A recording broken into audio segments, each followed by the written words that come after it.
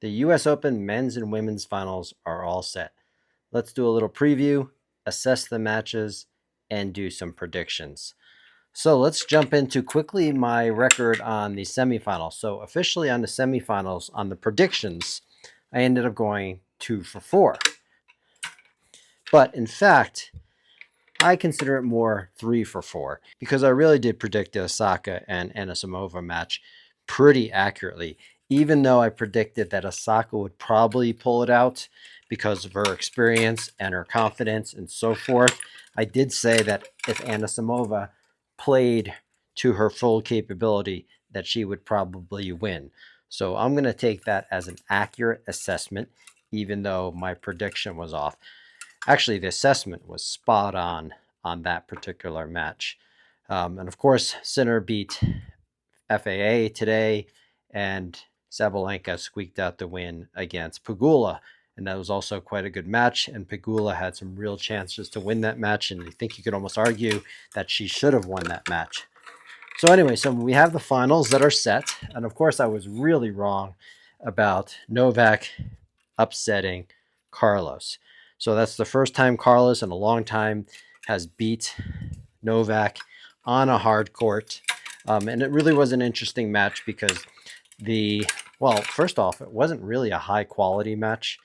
I didn't think so anyway. I think Carlos had more to give.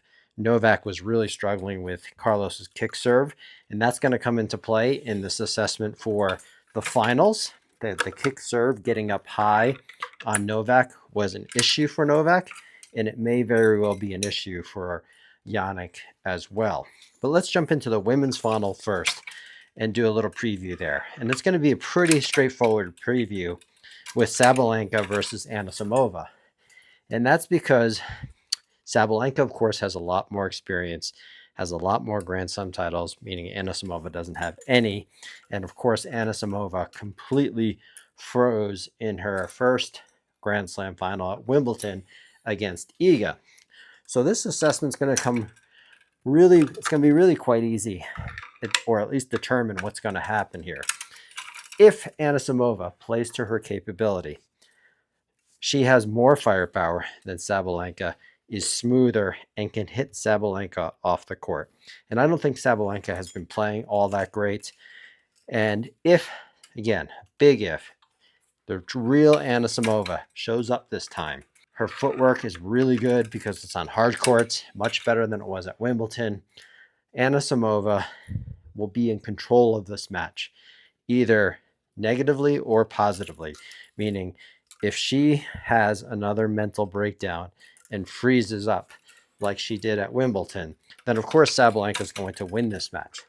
But if Anisimova plays like she did against Osaka in the second and third sets, then I think Sabalenka has a very small chance of winning this match. So it really is up to the determination of how Anisimova plays.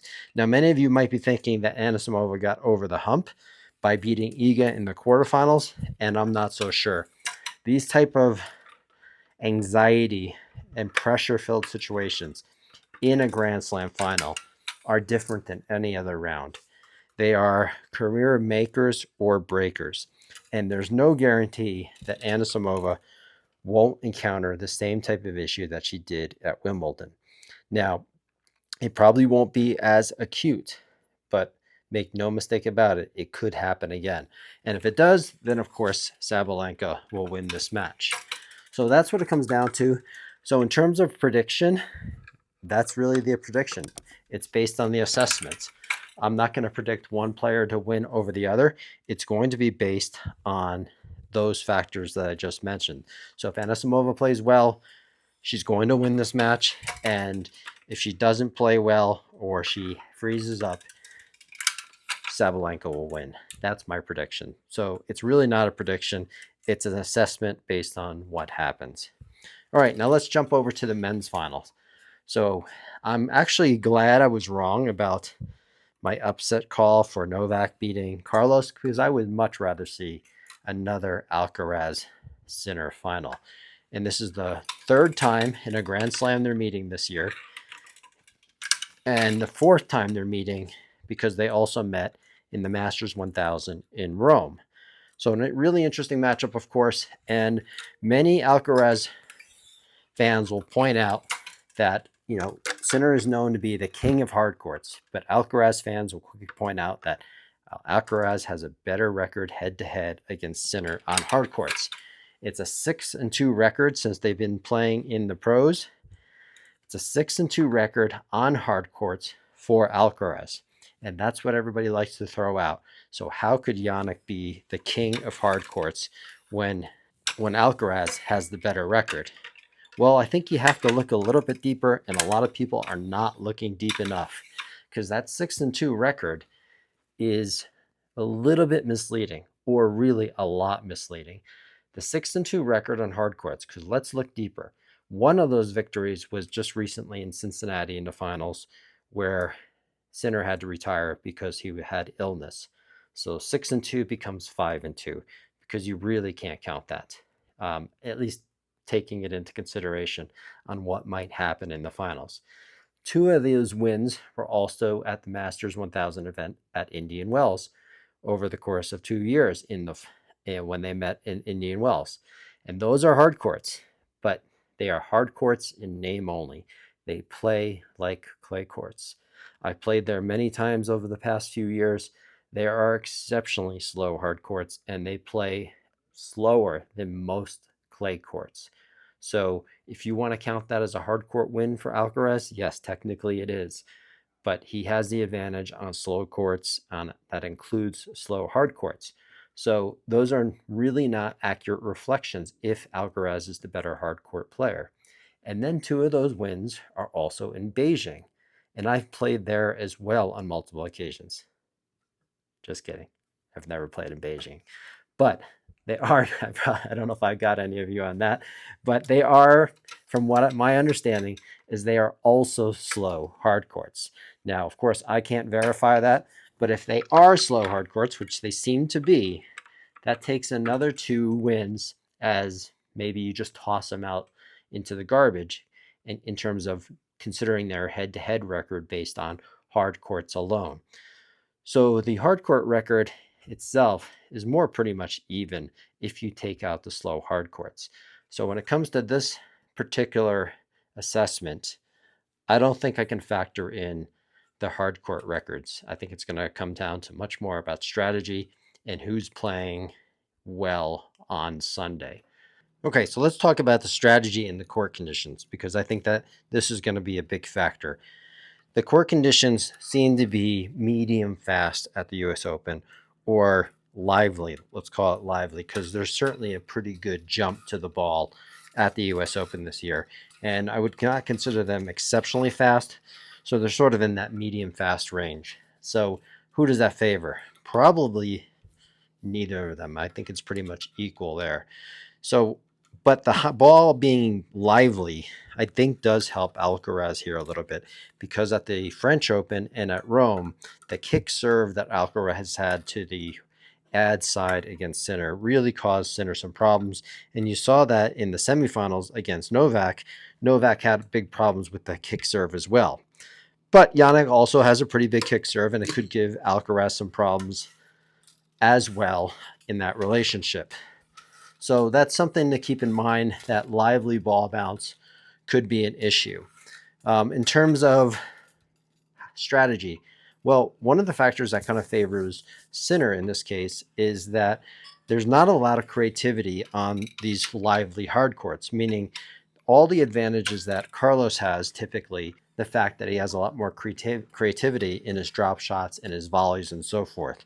But as you saw in most of these matches, the drop shot is not a big part of the match on these hard courts.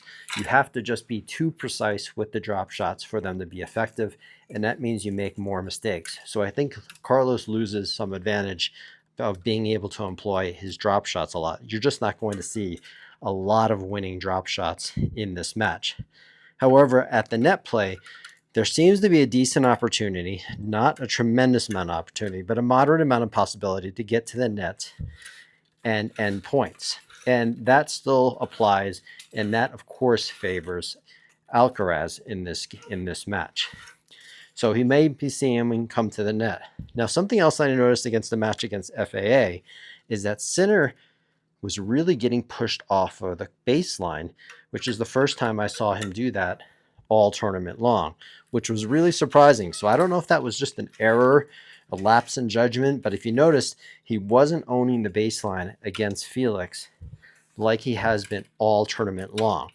And if he isn't able to own the baseline against Alcaraz, that's going to be a problem for him. I think they're going to have to make a correction. If Sinner wants to win this match, he's going to have to really be cognizant of trying to make sure he doesn't get pushed off the baseline. So I'm not sure why that was, but it certainly happened today. And it was one of the reasons that you saw Sinner at times getting bullied by FAA. And of course, Alcaraz has that same capability. So maybe Alcaraz's team noticed that, but that's something that Sinner is going to have to change. Now, was it because of the lively courts as well and FAA just playing incredibly well? It's hard to say, but it's something to keep an eye out for, because in past history, when these two guys go toe-to-toe, baseline to baseline, that always has favored Sinner. And Sinner typically gets the best or better of Alcaraz by pushing him off the baseline.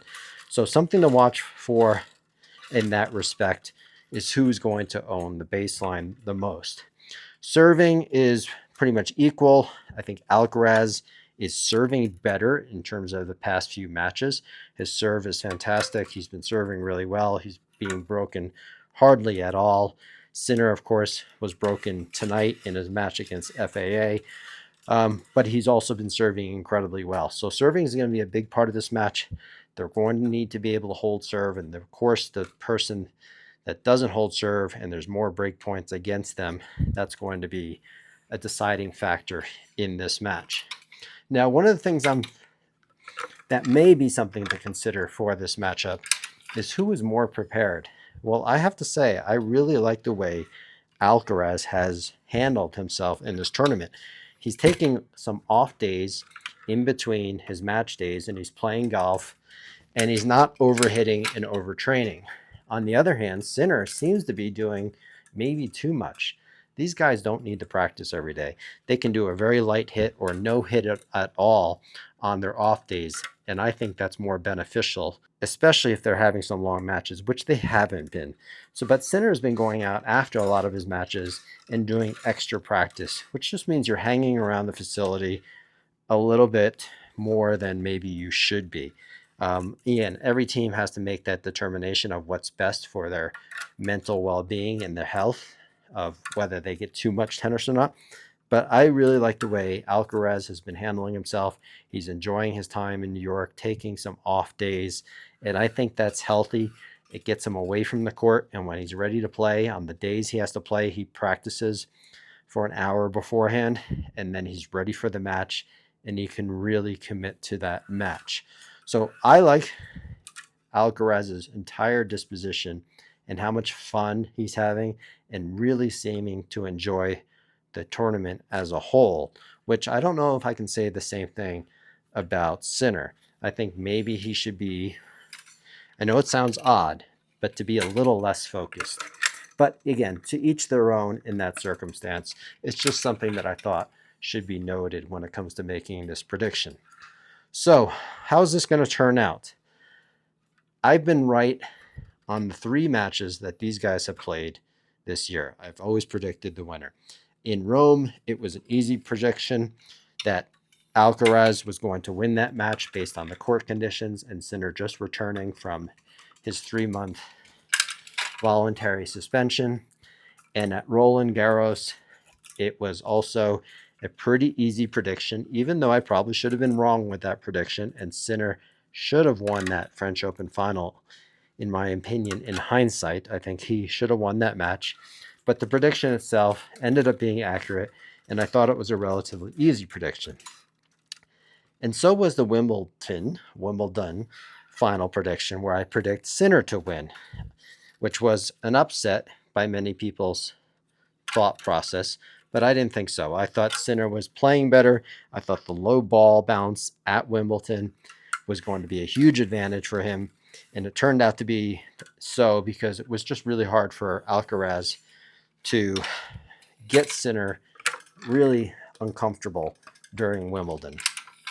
So I was right 3 out of 4 so far. So will I go 4 for 4 Sinner versus Alcaraz? That's a good question. And I think this is a toss-up. So I'm going to fully cop out on this prediction and go with the assessment that in some ways my heart tells me or my head tells me that Alcaraz is playing better and more prepared for this final than Sinner is. And so my head tells me that the momentum is with Alcaraz.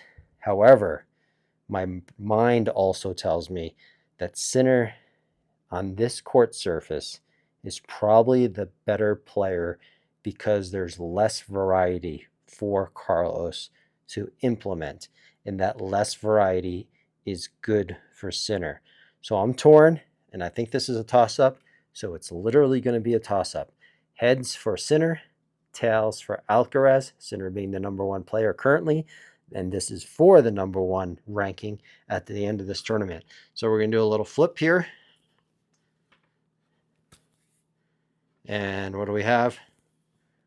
It is, what is it? It is heads. That's my prediction. Sinner will win this match based on a coin flip. So that's my prediction for the US Open men's final. I know that's going to rile up a lot of Carlos Alcaraz fans, but don't get mad at me. This was a coin flip. And I truly believe it is going to be a coin flip. It's going to come down to just a couple points. The coin flip can't be wrong. Will I go 4 for 4? Let's find out. Sinner for the win. That also makes me happy. I'm glad it did because I am more of a Sinner fan, and I am certainly not a Carlos hater, as some of you in the comments like to say. And my assessments are not biased. I tend to go based on how people are playing, the momentum of each player, the court conditions, and so forth. So I have no problem picking Carlos. Something tells me I give him the edge here, but the coin says otherwise. So what do you think? Let me know in the comments. I've blown a couple predictions pretty badly lately. Let's hope I don't blow this one as well. And I'll see you in the next ace. And if you haven't done so already, please click on all those buttons, like, subscribe, and comment.